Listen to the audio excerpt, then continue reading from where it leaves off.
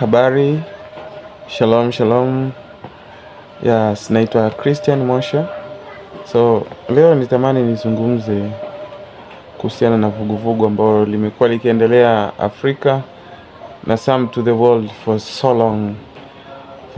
Vuguvugu la mabadiliko ya watu kuhitaji mabadiliko ya kisheria, mabadiliko ya kisiasa, mabadiliko ya kidemokrasia kwa njia nyingine ambazo za maandamano, vurugu, kwa njia namna hiyo kutafuta haki, ambayo ndani ya mioyo yao wana shauku ya kupata haki fulani ambao wanadhani wanaitakiwa kuipata kwa mujibu wa sheria na kanuni.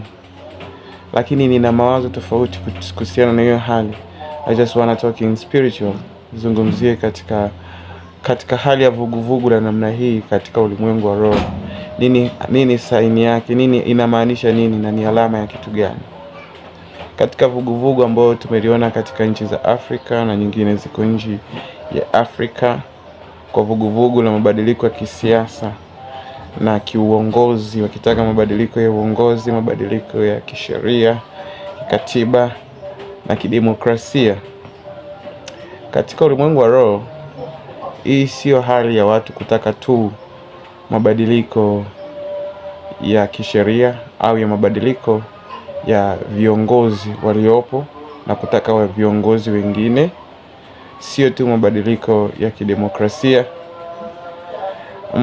Mwanadamu katika hali hii ambayo imeonekana duniani kwa sasa, Roho Mungu aliniambia ni shauku ya watu kutaka maongozi ya Roho Mtakatifu, maongozi ya ufalme wa Mungu.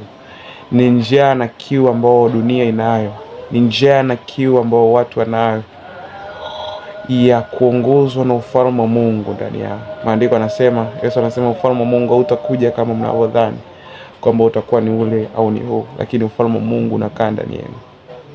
Watu wanahitaji utawala wa Kristo, utawala wa kifalme, ufalme wa Mungu ndani yao.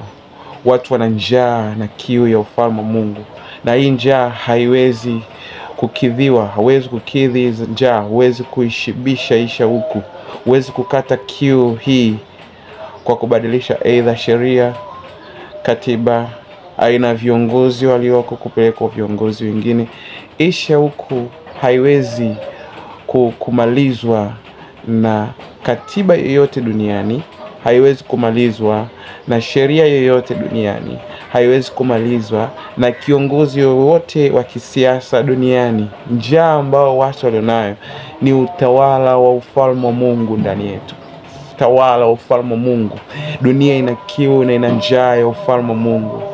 Ufalme wa Mungu ndio kitu cha muhimu na ni kiu ya kila mmoja wetu, na ni shauku hiyo. Wakati mwingine sio rahisi kugundua, ni hasa ndio shauku. Yale matamanio ambayo tunahitaji hayawezi kupatikana kwa dunia hii. Ile shauku ambayo tunahitaji hasa haiwezi kupatikana katika dunia hii ambayo tunaishi kwa muda mfupi sana. Yapo makao ambayo Mungu ameandaa. Ipo dunia mpya ambayo Mungu ameiandaa kwa ajili yako, kwa ajili yangu. Ni njaa ya ujio wa Kristo Yesu. Dunia ina shauku ya ufalme wa Mungu kuja kutawala. Njoo Bwana, njoo Bwana, njoo Bwana. Maandiko yanasema kwamba ufalme wa Mungu sio kula na kunywa tu, bali ni haki, ni furaha na amani katika Roho Mtakatifu. Katika package ya watu ya hivyo vitu ambavyo watu wanavihitaji duniani, haki, amani, furaha, havipatikani. Hakuna kiongozi ambaye anaweza akaja akamaliza hiyo haja ya mioyo ya watu. Hakuna kiongozi that is too perfect ambaye anaweza kuja kumaliza hiyo njaa. Ingawa watu wanakwenda kwa namna ya mwili ni sawa, lakini kwa ufunuo wa kiroho, hichi ndicho Bwana alichonifunulia kuhusiana na vuguvugu hili la kisiasa. Leo hii mkiri Yesu kwa Bwana na Mwokozi wa maisha yako. Mpokee. Mwambie Yesu, nahitaji ufalme wako, niongoze na ufalme wako. Viongozi wa kisiasa wanamhitaji Kristo awe mfalme wao. Ufalme wa Mungu ukae ndani ya kila mmoja wetu. Ile tunu ya haki, amani itatokeza ndani ya kila mmoja wetu.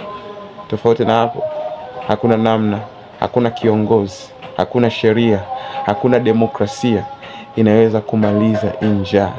Njaa inamalizwa na Mungu mwenyewe na kuleta ufalme wake duniani. Shukuru sana, naitwa Christian. Have a good moment.